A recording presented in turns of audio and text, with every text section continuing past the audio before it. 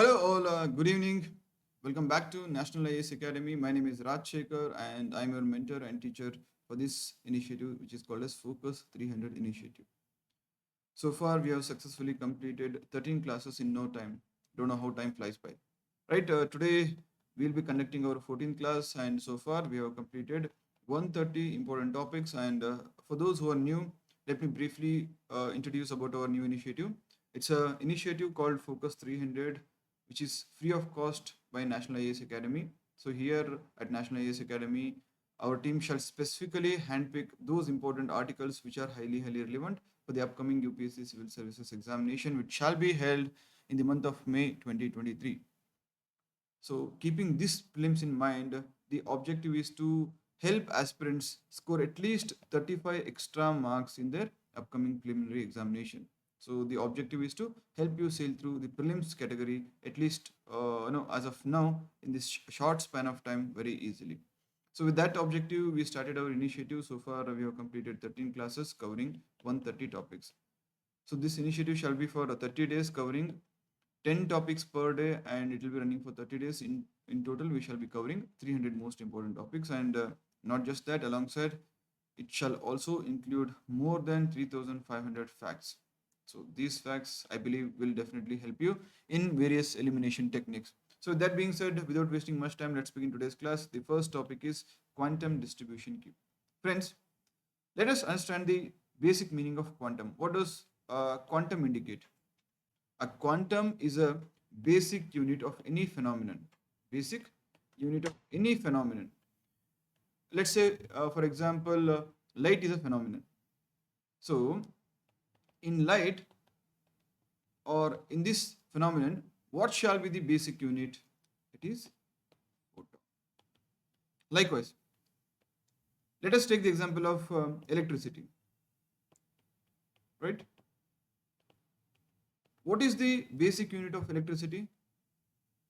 Is it not electrons? A single electron, right? Likewise, in any phenomenon, there are few basic units and such units are called as quantum. So what is quantum key distribution? It's a recent technology demonstrated by the Government of India, and the context was the Government of India recently opened a quantum communication lab at C. C. Stands for Center for Development of Telematics, and it showcased the locally created quantum key distribution solution. All right. So first thing, where is this C. located? That is Center for Development of Telematics. Where is it located? It's in New Delhi. So the question might be like this: from UPSC Prelims perspective, understand these few basic concepts. What do you mean by quantum? What is quantum key distribution? And where was recently, India's quantum communication lab opened? And next, going ahead, the question might also be as silly as like asking the location of Center for Development of Telematics. Right? All of these are basic things on which questions can be framed by the UPSC. So the context is pretty simple. Recently, the Government of India demonstrated or opened a quantum communication lab at a center known as C. Which stands for Center for Development of Telematics, which is located in New Delhi. Right here, it also demonstrated a technology using which, for the first time in India, a safe and secure communication line was established. Safe and secure communication line was established. Here, at this place, the center that is DRDO successfully demonstrated demonstrated the safe and secure transformation of information.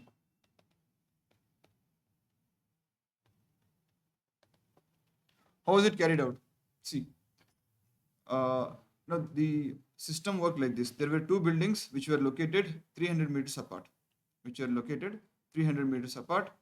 and at night when there was no sunlight, to minimize the interference from external disturbances, what the researchers did was they conducted this experiment during night. So at night, between these two buildings, which were located 300 meters apart, quantum information was sent safe and secure, which was based on quantum technology. So the overall idea is this was a completely safe and secure technology, which means 100% privacy was ensured, right? This was done with the help of quantum key distribution, which is a mechanism for creating a secure communication. Okay, I know that you still have not got the meaning of quantum key distribution or quantum secure communication. Let me simplify it for you. See, suppose let's assume that there are two people here. There is person A and there is person B. Okay, this is with respect to common people, and both of them are good friends and have got mobile phones. They are everyday communicating using these mobile phones. But here, the government or any third party, it's not government, let's say any third party would be able to hear their communication, whatever they're talking, whatever they're planning, would be able to hear, with the help of a few tools, whatever they are talking, or you can say that they can spy on their conversations. So this is with respect to the modern day or like common communication. But this becomes problematic whenever the conversation is happening between two government entities or two government institutions. That too, when they are discussing something very important which concerns the national security. So, for such kind of communication, a safe and secure communication line was to be established, and for this safe and secure communication, quantum technology is now used. Quantum technology is used. So here, what happens to implement this technology? A key known as quantum key. Quantum key distribution is generated, and this quantum key will be available with the entity, that is sender A and also sender receiver B. So this QKD, that is quantum key distribution, will be available with both sender and receiver, and with the help of this key, only these two people can understand or can exchange the information in a safe and secure manner. And if somebody tries to interrupt into this, say let's suppose that some third party is trying to spy upon them, then automatically it quickly changes its key and indicates to the receiver and sender, and immediately the information transformation is cut down. All right, immediately, once some sort of any doubt is detected, immediately the passing of information is cut down with the help of quantum key detection. All right, so this is it. Once again, so this is how it works. So recently it was demonstrated using quantum key distribution. All right, quantum is a basic thing. Like I said, in electricity, it might be electron. In light, it might be photon. Okay, here, going further into this topic, you can say that this safe and secure communication took place between two buildings which were located 300-meter apart, and like I said, it was conducted during the night time to reduce the interference from the sunlight. So here, to transfer the information, they needed some medium, right? So here, photons, that is light packets, were used as the transportation medium. So using photons, scientists encrypted these photons using quantum technology, which is safe and secure technology. After encrypting these photons with the quantum technology, they were sent across the street, which to another building, which was located 300-meter away.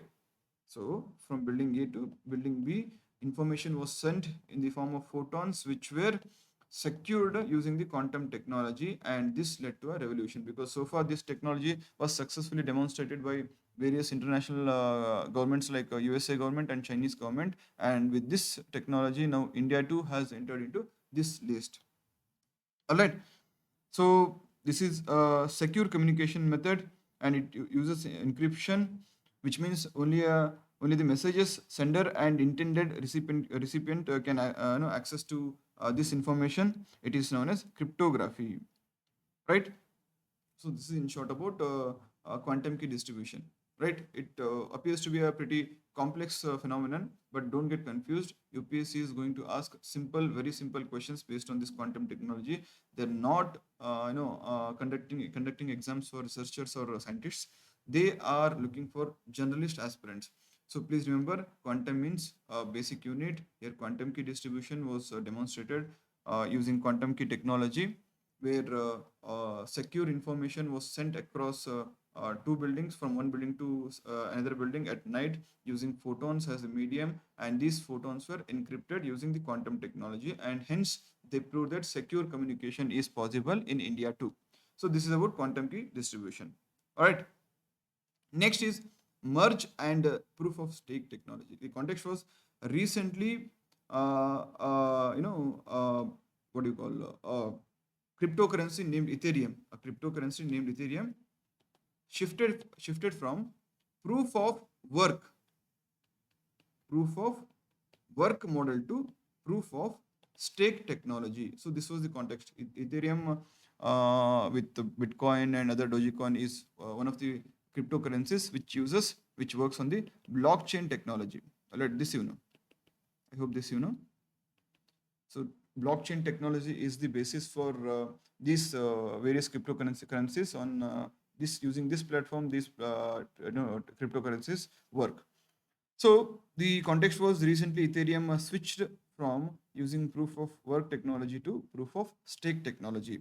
So it is the and it is also called as the merge.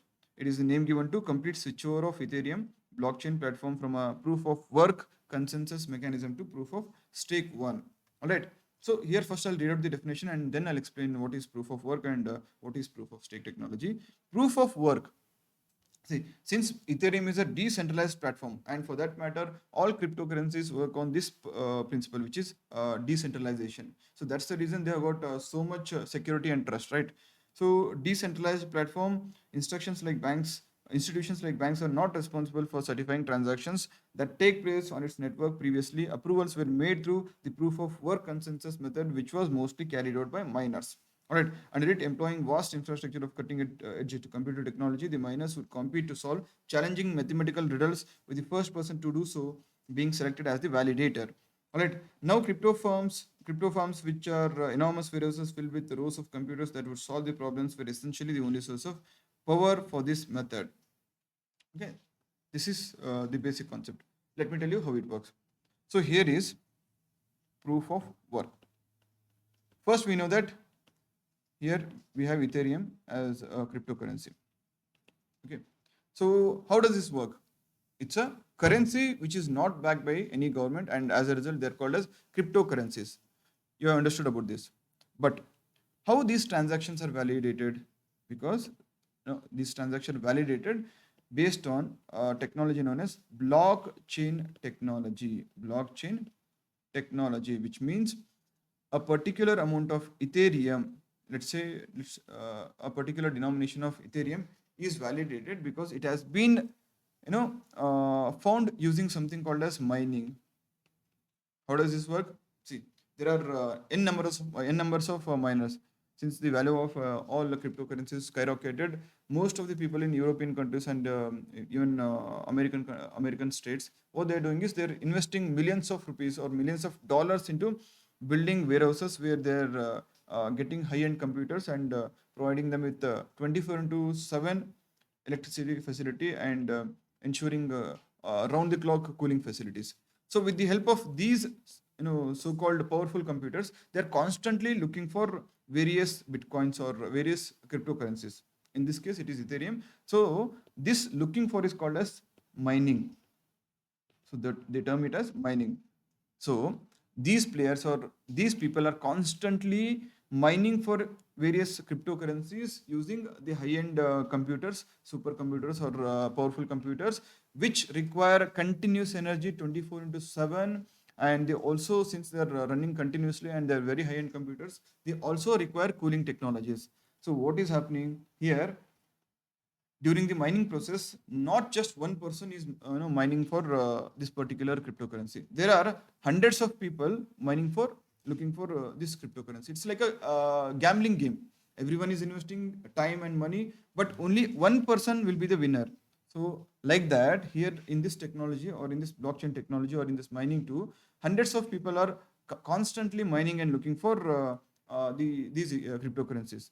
How do they look for these cryptocurrencies? They are actually basically given with some sort of riddles or problems. So such riddles and problems can be solved by these powerful computers, and that person who is able to solve this riddle first he'll be declared the winner, or he'll be called as the validator, and he shall be given some award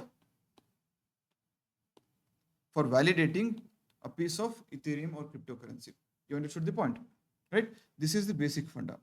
But here there is only one validator. Ultimately, one validator is selected. But along with him, there were 99 others who were constantly and equally working hard in terms of time and money. Even they had invested millions of dollars or rupees in building up such computer systems, or providing necessary electric facility and other facilities at various intervals. And they too had invested enough time and human resources. But eventually, since this person got the opportunity to find out this Ethereum, he was declared the validator, and he was given some award or reward in terms of some share, out of this particular mined Ethereum or any cryptocurrency. But somehow these 99 people, they failed. They could not get any reward. They could not get any reward, or they were not paid for the amount that they had spent. So it eventually, what it does, it affects the economy as a whole, because they're consuming a lot and lot of energy, which was actually otherwise could have been consumed by common people. So it is indirectly affecting the economy and environment of that particular country. So this proof of work has this as the main advantage, that is only one validator is awarded or rewarded, whereas others who worked alongside him were not recognized. So this was the biggest disadvantage of proof of work consensus method. So here, work is rewarded. That person who had worked, who had solved the riddle, who was able to find or look for the Ethereum, was rewarded, whereas others were not rewarded. So this was not so much convincing, and that's the reason proof of stake technology came in. Proof of stake technology came in. Here, what happens? Instead of validators working individually, it works like a kind of bidding strategy. Here, validators, what they do? Validators, they pledge, they put at stake some of their assets. So there are multiple validators. Let's say someone has put 3 units of currency as at stake, someone has put 4 units of currency at stake, and someone has put 2 units of currency at stake. That person who has put a larger sum of money or a larger amount of currency as at stake as the proof, just like a fixed deposit, he'll be declared as a validator, and with the help of him, whatever the transaction is happening with respect to Bitcoin maybe or other cryptocurrencies between two entities, so during that process, validation is done by this person, that is the validator. So the money or the amount of cryptocurrency that he has pledged remains this safely with the blockchain technology. In the blockchain technology, it is completely safe, and no one is taking that money. But after every validation, this person is paid a nominal fee.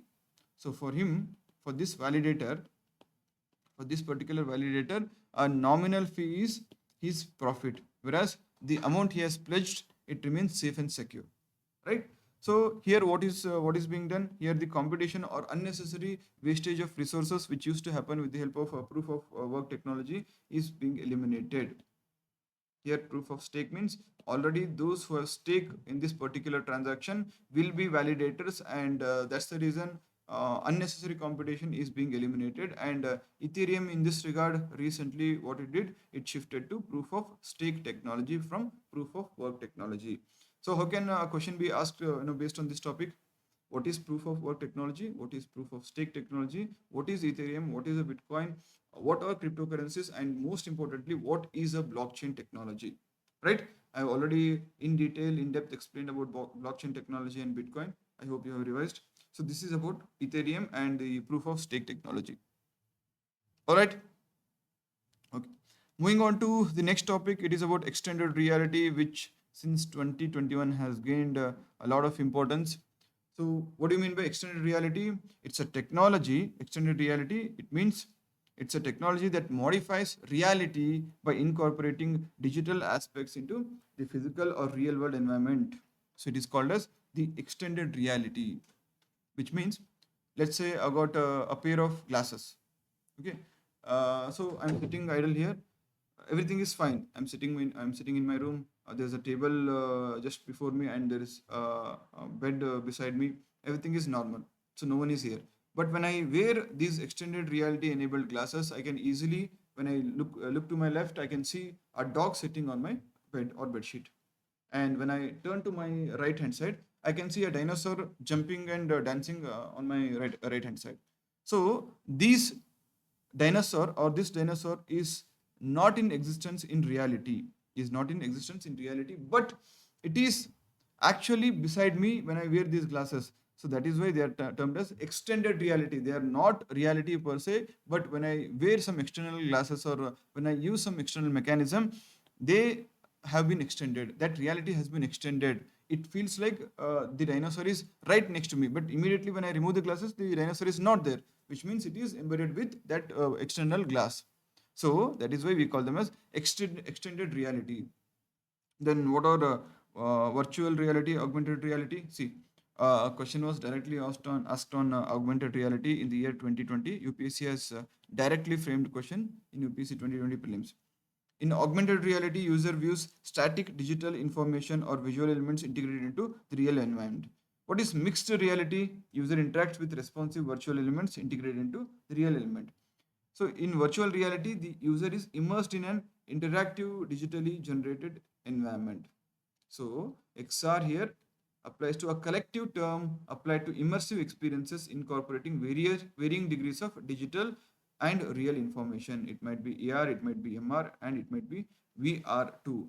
So virtual reality, augmented reality, and mixed reality, as well as upcoming immersive technologies that permit an extension of reality while fusing virtual graphics with focus on this word, real world aspects are all considered to be a part of extended reality. So the question might be like this: extended reality, which is often in use, includes which of the following? VR, AR, and MR. So in that case, my friends, mark that option which has got all 1, 2, 3 as the right answer. All right. So moving on to the next topic, recently something called as India Stack was in news. It's basically a software platform, an integrated software platform which is here to help digitize the whole of India. All government players, private players, or big entities, e-commerce companies could be integrated into this platform and and can make digitization in India possible as soon as possible or as early as possible. So, for example, right now, various American giants such as Walmart or Amazon have their own software platform, and that's the reason they're able to reach out to maximum number of people. So, in the absence of indigenous platform, India was always looking to have its own platform, and in that regard, India Stack has been developed now. So, it is called as India Stack Knowledge Exchange Program. It has been developed under this program. It was a 3 day event which was hosted as part of the celebrations of Digital India Week. What does India Stack mean? It's a name of large scale initiative to develop, please concentrate on this thing, a single software platform to bring all the people of India online. All right, the goal is to hear from true practitioners, the IT champions, about the implementation of groundbreaking projects, the difficulties they encountered, and the obstacles they now face. This is with respect to this program, which was a 3 day event, which was recently held in Delhi. All right. So it was intended to introduce India Stack products and solutions to the world community and invite any country to adopt and modify them for their own usage. But apart from this, what you need to remember, India Stack. Question might be like this. India Stack, which was recently in news, is a software platform. Statement number one has been developed indigenously in India. Statement number two, and choose the correct options using the codes given below. One only, two only, both one and two. D, none of the above. Then in that case, right answer would be both 1 and 2. All right. So it consists of various layers such as a presence-less layer. This was a first stage. Next, paperless layer. This was second stage. Next one is cashless layer, which is third stage, and fourth one is consent layer, which is fourth stage. Okay. In a presence-less layer, you have unique digital biometric identity like Aadhaar card or linkage of mobile to Aadhaar. So the owner is Unique Identification Authority of India. Even the government of India knows it is impossible to implement each and everything at one go or in one go. So that's the reason it has created multiple layers. In the first layer, we have presenceless layer, which requires no presence of particular human being. Using Aadhaar card, your biometric validation can be done, and your bank account can be linked, and your mobile and Aadhaar Pay could be linked, and this allows for digitization, and this will help a government to directly transfer the benefits to the beneficiary's account. So it is being managed by Unique Identification Authority of India. And the second layer is about paperless layer. Here you can easily store and retrieve information digitally, and here Aadhaar, eKYC, e-sign, digital locker all come under this layer, which means you can store your license, you can store your marks cards on digital locker, and there is no need to carry physical marks cards or physical documents always anytime. So because they are permanently and most securely saved in these lockers or these online platforms. So Department of Electronics and Information Technology is managing this layer. Next comes cashless layer, which is an electronic interoperable payment network. It is done using IMPS, AEPS, or UPI, Unified Payment Interface, and National Payments Corporation of India is handling this layer. And the last layer is consent layer, which is a modern privacy data sharing framework, and so it is open personal data store, and it is managed by the Reserve Bank of India. And all these four layers together constitute the Indian stack or India stack, which is a single software platform to bring all Indians on one single platform. Next is self-amplifying messenger RNA. It was in news because in an ongoing phase studies, self-amplifying mRNA vaccine was successfully tested, and it was named as ARCT-154, and it has been successfully tested against COVID-19 virus. Right, so it is a promising vaccine.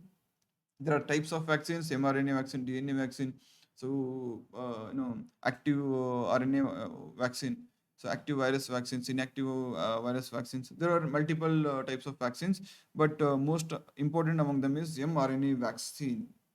What is it? A conventional mRNA vaccine uses messenger RNA that encodes the coronavirus spike protein. In simple terms, what it does is a mRNA vaccine. See, it contains this RNA, mRNA contains, it is called as messenger RNA. So it is called as messenger because it is taking the information or message from one particular entity or one place to the other place. So that's the reason it is called as messenger RNA, right? So this messenger RNA will be containing some genetic information or DNA information. So these are artificially created in the laboratory, and when they are injected into the body, these or when they are introduced into a human body, what they do is they go to a particular cell and give a kind of recipe to that particular cell. So that using that recipe, what that cell does is it builds particular protein based proteins or protein aspects in our body. So these proteins are usually found on the outer part of COVID-19 virus. So mimicking or similar to these proteins, similar proteins are produced by our bodies or cells in our bodies based on the information being given by messenger RNA. So imagine this messenger RNA is fed with information about the kind of protein or the structure of the protein that is there on the COVID virus, and that information is carried by mRNA to the cells inside our body, and those cells, considering that information, or looking at some kind of order it is, so based on that order they start producing the product, and the product is these proteins.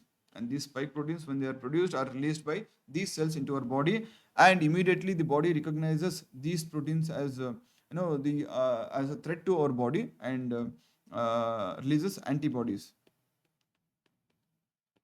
Releases antibodies. So once these antibodies are released, it backups into the memory of the body,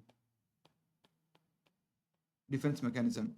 So it stores this information into our body, and in future when these proteins are actually introduced or encountered in our body, when there is the onset of COVID-19 virus, or when COVID-19 infects our body, then immediately based on this memory antibodies are released against these proteins by the body itself, and that is how the body develops immunity system that is required to fight the COVID-19 virus. All right. So these are the main roles of mRNA vaccines, and this is why they are significant.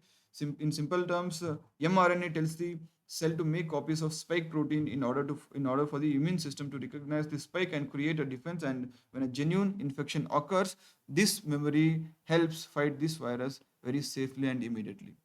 All right. So this is how mRNA vaccines work. I've explained it already. Next is a recent list was recently released by the World Health Organization. It was called as Fungal Priority Pathogens List. It consists of a list of 19 fungi which affect the body, and they are covered under Fungal Priority Pathogens List. The question is, who recently released the Fungal Priority Pathogens List? The answer is WHO, that is World Health Organization. Or the question can be asked in this way, in this way also, that is, the World Health Organization recently released which of the following lists or list. So if the option says this particular statement, that is fungal priority pathogens list, then mark it as the right answer. So this is the first ever list. Please remember, this is the first ever such list released by the World Health Organization, consisting of priority pathogens which cause fungal diseases that could endanger the public health. There are 19 fungi on fungal priority pathogens list that pose the highest risk to human health. And the list is based on the bacterial priority pathogens list, which was first created by WHO in 2017, and with a similar goal of mobilizing attention and action on the worldwide scale. So I got two pieces of information here. Fungal priority pathogen list. Remember, fungal priority pathogen list, if you are asked, it is released by WHO in the year 2022. And if you are asked about the bacterial pathogen list, bacterial priority pathogen list, then that too was released by World Health Organization, but it was released in the year 2017. These two are completely two different lists. Don't get confused. Diseases caused by bacteria are different, and diseases caused by fungi are different. So fungi list and bacterial list both are released by the World Health Organization, but bacterial list was released in the year 2017 and fungal list was released recently, right? So the group includes Cryptococcus neoforinats, Candid auris, Aspergillus ferningatus, Candida albicans. See, it's hard to remember all these scientific names, and that's the reason better don't remember. If there is anything important or anything related to that disease which is currently in news, and it is very much important, then you can by heart such the names of such diseases, and apart from that, it's not necessary to by heart all these 19 diseases, which is humanly impossible, right? Unnecessary, do not waste your time, right? Okay. Next is about State Food Safety Index. The fourth State Food Safety Index was released in the year 2022. By whom? By FSSAI, that is Food Safety and Standards Authority of India, which is a statutory body constituted under Food Safety and Standards Act of 2006. So I got two information here. The recently released State Food Safety Index is fourth edition. It is fourth such report, and it was released by FSSAI. The full form is Food Safety and Standards Authority of India, which in turn is a statutory body established under the Safety and Standards Authority Act, which was established in the year 2006. The objective is to evaluate each state's performance in relation to 5 different aspects of food safety, food safety, food safety. It was released on the eve of World Food Safety Day, which is celebrated on June 7th every year. Please remember, this index was released on the eve of World Food Safety Day, which is celebrated on June 7th of every year. So we got to know 4 facts here. State Food Safety Index, which is 4th edition of State Food Safety Index, was released recently, that is in the year 2022. It was released by FSSAI, which stands for Food Safety and Standards Authority of India, which in turn is a statutory body established under the Food Safety and Standards Act of 2006, and it was released on the eve of World Food Safety Day, which is celebrated on June 7th of every year. All right. So the World Food Safety Index was launched in the year 2018 and 2019 with the intention of bringing about a competitive and constructive shift in nations' food safety ecosystems. Right, food safety and security are of highest priority in recent times. So the index was created by FSSAI to assess how well each state performs in relation to five key aspects of food safety, and these include human resources and institutional data, compliance, infrastructure and surveillance for food testing, training and capacity building, and the consumer empowerment. These are the five criteria that have been set by the Food Safety and Standards Authority of India to rank the states in this particular index, which is the State Food Safety Index. All right. So as far as the 2022 rankings are concerned, Tamil Nadu scored the highest percentage, that is with 82%. Tamil Nadu is at the first place, and among the smaller states, this is for the larger states. Among smaller states, Goa is placed at the first position, and with respect to the union territories, Jammu and Kashmir is at the first place. Please remember, Jammu and Kashmir is not a state now; it is a union territory. So, with respect to union territories, Jammu and Kashmir is at the first place, and Goa is at the first place when it comes to smaller states. And among larger states, Tamil Nadu is the first place. Is at the first place. Next is something called as a zombie virus. These are a set of viruses. These are a set of 13 viruses which were so far trapped in permafrost in the Arctic region. In the Arctic, so far, they were around 48,500 years old viruses, and that's the reason they are called as zombie viruses.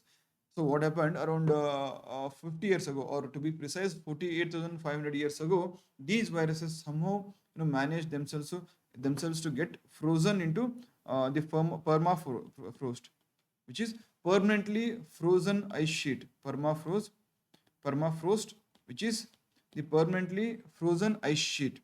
So in these ice sheets, these viruses have been trapped for nearly 50,000 years now. And the recent development is that of late, with the change in climate or climate change, and because of increasing temperatures, these permafrost or this permafrost has been melting, especially in the Arctics and Antarctics. And as a result, these 13 viruses which were so far trapped are being released into the environment and definitely pose a threat to all mankind, not just mankind, all human beings, animals, or even plants. So they pose a great threat to the whole of ecosystem, and that's the reason they are called as zombie viruses, because they were inactive for nearly 50,000 years. And please remember, for virus to be active again, they need a host cell. That's it. Once they enter into a host cell, utilizing the energy available there, they can become really active and hyperactive.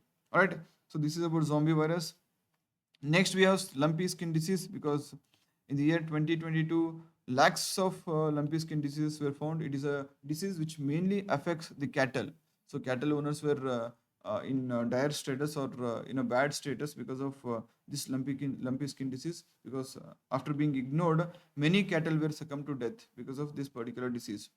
Right. So around 1,229 cattle were infected with this lumpy skin disease in just 5 districts of Gujarat. Just imagine the state of whole country. All right, it's actually a viral disease. It's called as lumpy skin disease virus, infected by pox virus. It infects cattle and water buffalo and results in LSD disease, that is lumpy skin disease. The mortality rate is under 10%, and according to the Food and Agriculture Organization, it is a very fatal disease with respect to the cattle. So it was discovered for the first time in 1929 in Zambia.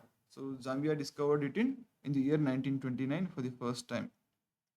It was initially believed to be the result of poisoning or an allergy of bug bites.